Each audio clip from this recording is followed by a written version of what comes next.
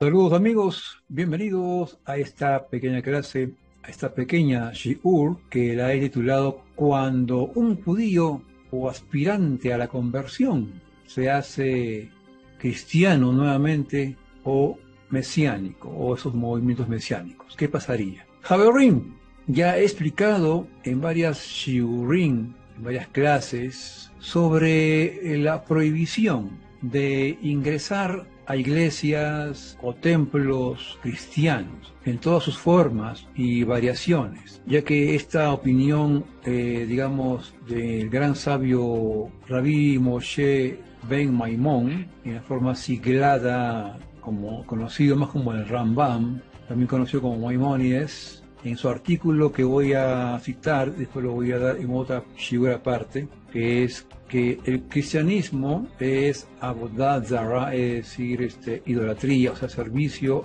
a la idolatría. Y por tanto, este jajam, este sabio, escribió donde está la prohibición para un judío y también para el practicante del judaísmo que aspira a la conversión, entrar a estos recintos, ¿no?, de idolatría, no solamente iglesias cristianas, sino también otras religiones donde se adora ídolos, templos budistas o algo por el estilo. Pero sí se le permite al judío entrar en la mezquita. Vamos a verlo en el desarrollo de esta shiur, Javerim. El Rambam, en su comentario sobre la Mishnah, en Masejet Avodah Zarah, es decir, en el tratado del Talmud, tratado que se llama Avodah Zarah, es decir, el tratado de lo que es el servicio a la idolatría, en el capítulo 1, él deduce, pues, ¿no?, de las palabras de la Mishnah, lo que existe con respecto a una casa o recinto, ¿no?, o local, pues, ¿no?, de adoración de ídolos. Una parte de la cita dice: estamos casi prohibidos mirar y mucho menos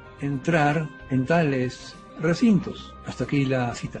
Amigos, las palabras del Rambam, es decir, de Rabbi Moshe Ben Maimón, se citan como halajá, es decir, como ley judía, por el Shash Yoreh A, capítulo 149, así como de los Achronim. Usted me preguntará qué es Achronim. Pues Achronim significa literalmente los últimos o los posteriores. En el contexto del estudio rabínico y la halajá, amigos, Achronim se refiere a los sabios y comentaristas rabínicos que vivieron, pues, después de los Rishonim, es decir, los primeros, ¿no?, los primeros sabios de la época medieval. Generalmente los Achronim abarcan desde el siglo XVI, ¿no?, 1500 de nuestra era en adelante, ¿no?, hasta la época moderna en la que estamos viviendo también.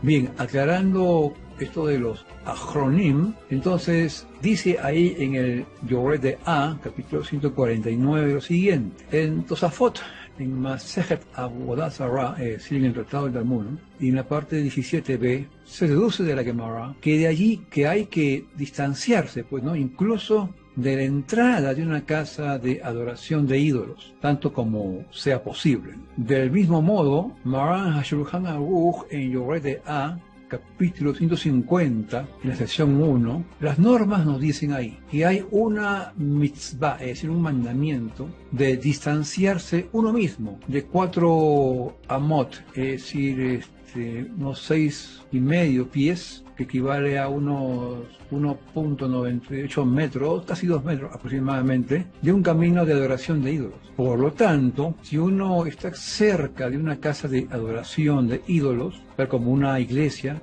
uno debe distanciarse al menos 4 amot, es decir, esos 1,98 metros, de esa entrada, pues, ¿no?, de ese lugar, de la puerta, ya que es bien sabido que las iglesias de los cristianos se consideran casas de culto a los ídolos, ya que creen en otra deidad además de el Dios único, es decir, de Adonai o Hashem, bendito sea Él, ¿no? Si es así, sin duda es prohibido, de hecho, entrar también en sus iglesias, o sea, en sus locales o sus centros de reunión también, porque son casas destinadas para la adoración de ídolos. Por otra parte, escribe el Rav Meir Litni que a los judíos se les permite entrar en las mezquitas, porque el Rambam, Maimónides, que vivía en los países controlados por los musulmanes, tal como Al-Andalus, es decir, al sur de España, el Magreb hizo una determinación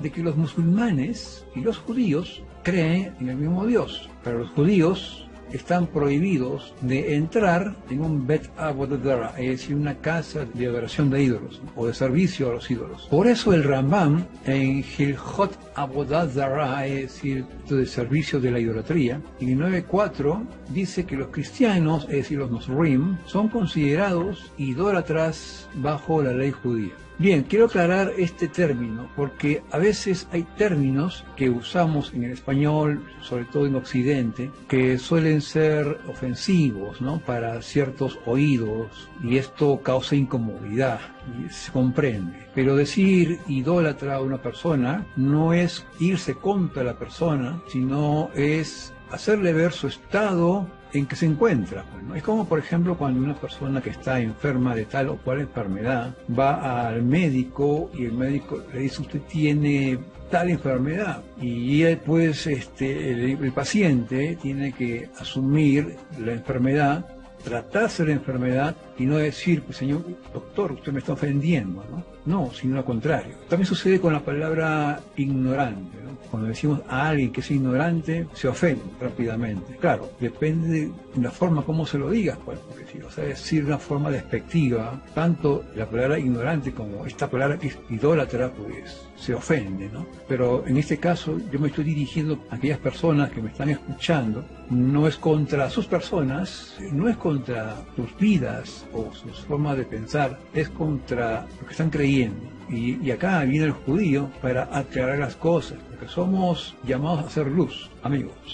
Los judíos hemos llamado a hacer luz. También nosotros, en sus tiempos pasados, también pasamos por la idolatría, sabemos lo que es eso. Y para usar un término médico, hemos sido vacunados contra la idolatría. Entonces tenemos base para enseñar estas cosas a los pueblos, para que salgan de ese estado y crean en un solo Dios, en el Dios único y verdadero. Bien, los cristianos, dice el Rambam, son Ogdei Avodah Zarah, es decir, servidores de la idolatría. Es decir, amigos, para el Rambam, el cristianismo no es para nada, ¿no?, una creencia judaicamente aceptable. Es por ello, pues, por lo que en el comentario del Rambam, de Rabbi Moshe Ben Maimón, a la Mishnah Avodah Zarah, en la parte 1, verso 3, dice: y sabe que esta nación, es decir, la nación cristiana, o el pueblo cristiano, vamos a decirlo así, que reclama la pretensión del Mashiach, es decir, para aplicárselo a Yahshua, ¿no?, o a Jesús, en todas sus diversas sectas, es decir,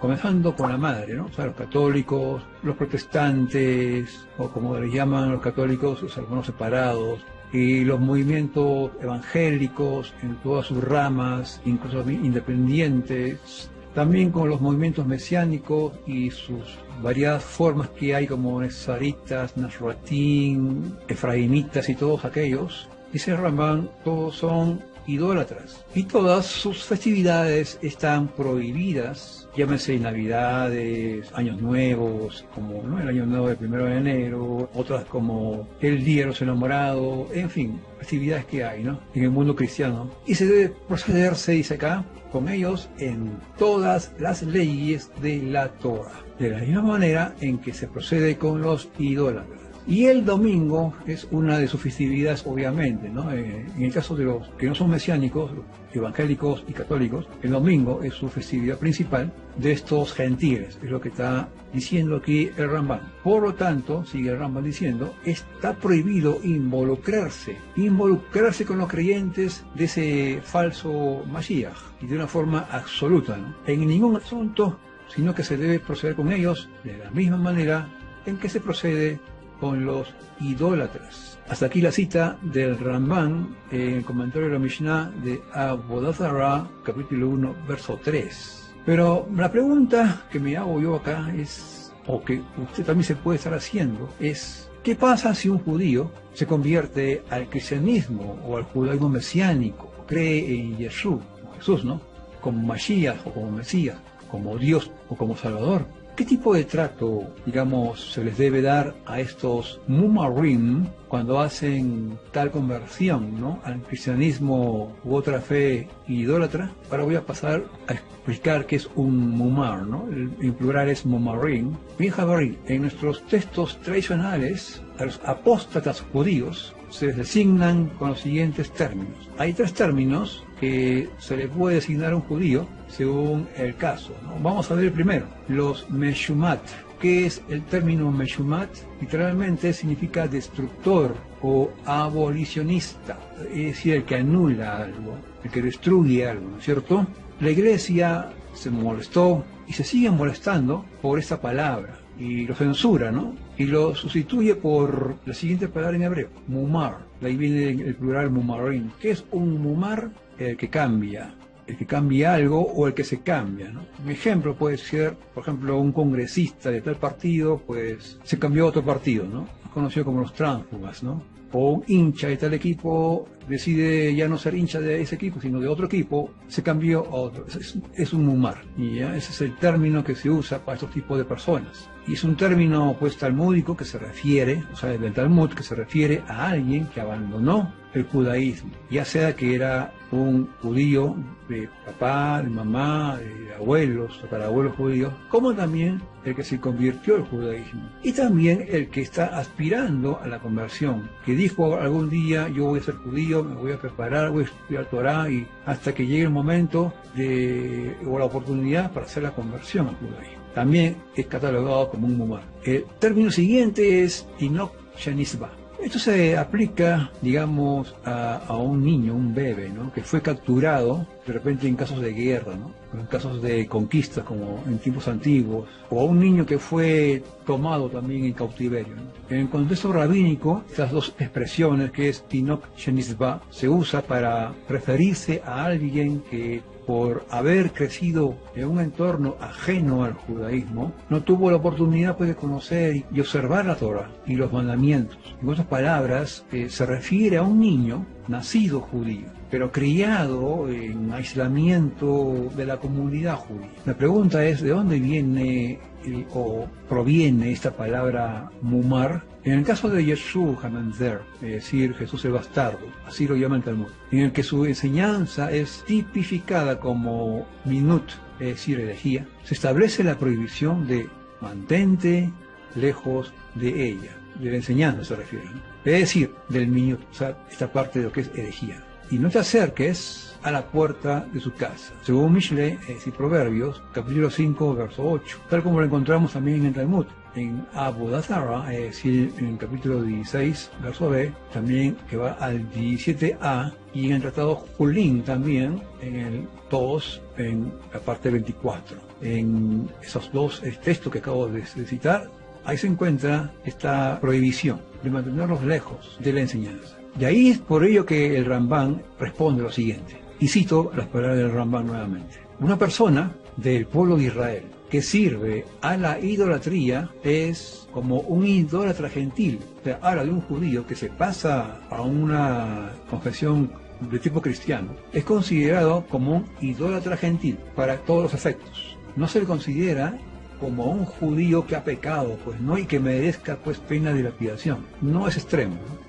Un judío mumar, es decir, el que cambia, se acuerda que le dije la traducción, pero también es considerado como un renegado, ¿no? Porque por algún motivo se salió del judaísmo, ¿no? Crean que este judío que renunció al judaísmo, algo ha pasado de fuerte que lo ha hecho que sea un renegado, un mumar, que se cambió del judaísmo, en este caso al cristianismo, ¿no? También puede haberse cambiado al budismo, incluso también a lo que es otras religiones, ¿no? Como el Islam también inclusive, ¿no? Asimismo, sigo leyendo lo que dice el Rambam, asimismo con los apicorsim, es decir, los impíos rebeldes, ¿no?, del pueblo de Israel, tampoco, no son considerados como judíos para ninguna cosa, y no se les acepta jamás su arrepentimiento. Esta parte lo voy a leer nuevamente. Y no se les acepta jamás su arrepentimiento. Eso voy a explicar al final, porque esto, hasta aquí donde estoy leyendo del Rambam suena tajante y absoluto o determinativo, ¿no? Como que suena que ya no hay esperanza para ese judío que se fue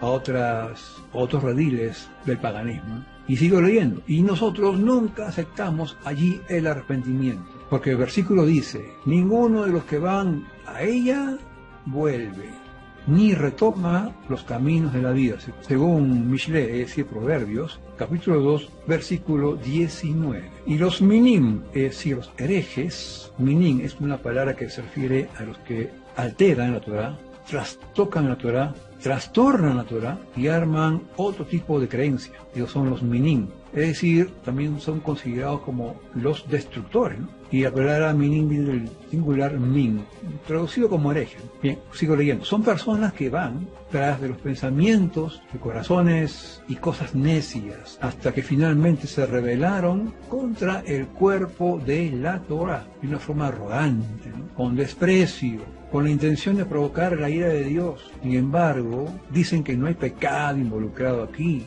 Es decir, que son personas rebeldes que se rebelaron incluso contra los dichos de los sabios, argumentando que son palabras de hombres, que solamente yo me voy a quedar con la Torá, y que la Torá oral solamente es algo que inventaron los rabinos, y todos esos argumentos típicos, sobre todo estos movimientos, no todos tampoco, pero sí hay mayormente movimientos mesiánicos, nesaritas, efraimitas, que dicen que estos textos de la Torá oral son espurios, inventos, y prácticamente pues no tienen ninguna autoridad para hablar de esa manera, ¿no? Y sigo leyendo lo que dice el Rambam. Está prohibido hablar con ellos, dice, o responderles en todo. Tal como se enseña en el versículo que dice, ¿no? No te acerques a la puerta de su casa. Mishle 5.8, ¿no? Proverbios 5.8. Y podemos asumir que cada pensamiento de un min, es decir, de un hereje, es para adorar falsos ídolos. Hasta aquí la cita. Se encuentra en Mishneh Torah, en Hilchot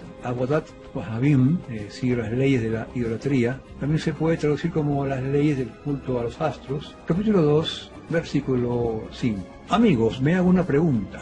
¿Hay una diferencia entre un judío que se convierte al cristianismo para asistir a una escuela, por ejemplo, pero mantiene las prácticas y creencias judías? Es decir, yo soy judío, tengo mis hijos pequeños y no tengo una escuela judía, digamos, cerca, y tengo que enviar a estudiar a mis hijos. ¿Será que tengo que convertirme al cristianismo? Porque si sabe el director de ese colegio que yo soy judío y mis hijos son judíos, pues, ¿no?